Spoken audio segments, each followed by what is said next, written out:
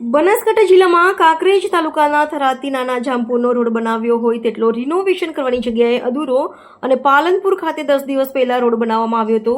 જિલ્લા પંચાયતથી post office જતો road થોડા વરસાદમાં તૂટી ગયો અને કોન્ટ્રાક્ટરનો ભ્રષ્ટાચાર આવ્યો સામે.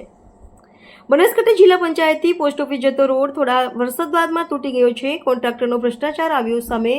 દરેક અધિકારીઓની ઓફિસ સામે હોવા છતાં કોન્ટ્રાક્ટરોનો કોઈ જાતનો ડર નહીં. વાત કરવામાં આવે તો આ કોન્ટ્રાક્ટરે 10 દિવસ પહેલા રોડ બનાવવામાં આવ્યો તે રોડ માત્ર થોડા વરસાદમાં તૂટી ગયો. પાલનપુર જિલ્લાની તમામ ઓફિસો ત્યાં આવેલી છે, છતાં કોન્ટ્રાક્ટરે બોગસ અને હલકી ગુણવત્તાવાળો રોડ બનાવી દેવામાં આવ્યો. દરેક અધિકારીને તે રોડ ઉપરથી જ નીકળવાનો રસ્તો છે, તે છતાં કોન્ટ્રાક્ટરે કોઈ પરવા કર્યા વગર બોગસ કામ કરી રોડ બનાવી દેવામાં આવ્યો. શું અધિકારીઓ તપાસ કરી આ કોન્ટ્રાક્ટર ઉપર કાર્યવાહી કરવામાં આવશે ખરા?